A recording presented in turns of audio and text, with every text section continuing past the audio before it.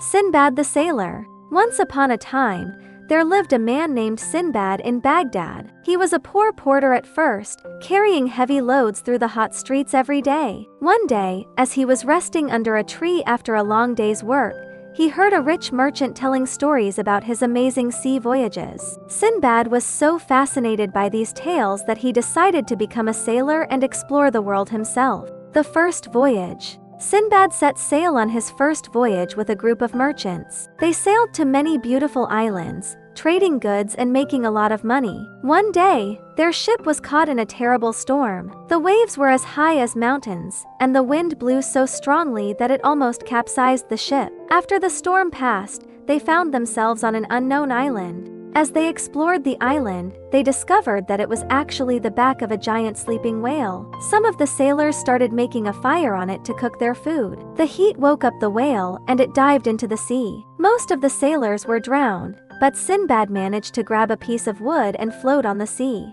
He drifted for a long time until he reached another island. On this island, he found a beautiful garden with delicious fruits. He ate his fill and then fell asleep. When he woke up, he saw a kind old man. The old man took him in and treated him well. After a while, Sinbad found a way to leave the island on a passing ship and returned to Baghdad a rich man. The second voyage. Sinbad was not satisfied with just one adventure. He soon set out on his second voyage. On this trip, he was left alone on an island when the other sailors saw a huge white bird called a roc. They were so scared that they sailed away immediately. Sinbad found a giant roc's egg on the island. Just then, the roc returned. It was as big as a mountain, with wings that could block the sun. The roc picked him up in its claws and carried him to a place full of diamonds and precious stones. But there were also snakes as thick as trees in this place. Sinbad came up with a clever plan. He tied himself to the back of a dead sheep. When the eagles came to carry the sheep to their nests,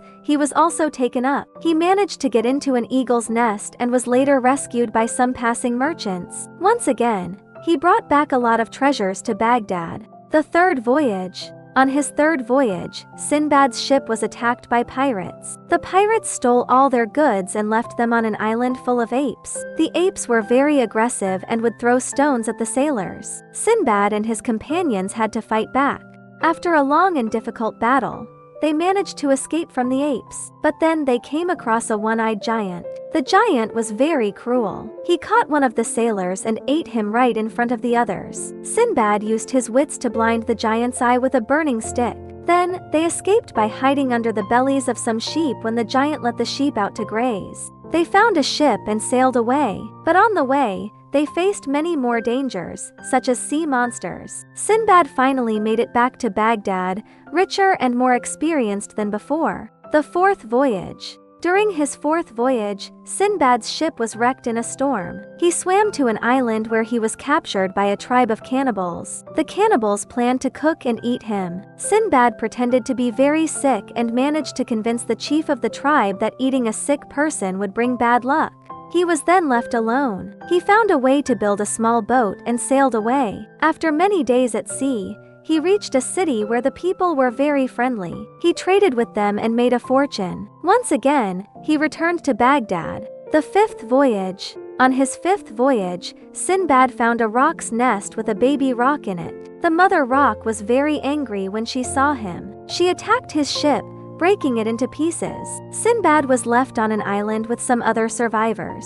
They found a large chest on the island. When they opened it, they found a lot of jewels. But then, they were attacked by a group of wild animals. Sinbad and his friends fought bravely and managed to kill the animals. They built a new ship and sailed back to Baghdad with the treasures. The sixth voyage. On his sixth voyage, Sinbad's ship was damaged by a huge wave. He and his crew were forced to land on an island. They found a river on the island and decided to follow it in a small boat. The river led them to a strange underground city full of gold and silver. But there were also many traps in the city. One of the traps almost killed Sinbad. After getting as many treasures as they could, they tried to leave. However, the river started flowing in the opposite direction, taking them deeper into the underground place. They had to work very hard to get out and finally made it back to Baghdad. The seventh voyage. For his seventh and final voyage, Sinbad was determined to have one last great adventure. He sailed to a faraway land where he met a king. The king was very impressed by Sinbad's stories and asked him to stay in his kingdom. Sinbad served the king for a long time. He helped the king solve many problems and became very famous in the kingdom. After a while, he decided to return to Baghdad. He brought back even more treasures and shared his stories with everyone.